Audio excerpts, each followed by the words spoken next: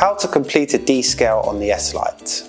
Press the 3 lines in the top left of the screen, Service menu, password 1709 and press OK. Go to Maintenance setting, Descaling and press OK. Take out the water tank. Now we're going to pour our descaling powder into the warm water. Once your descale is in the tank, put the tank back into the machine.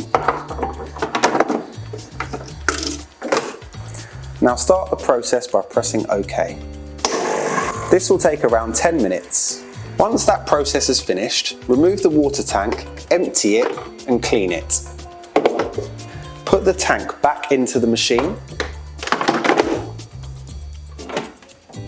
and then press OK.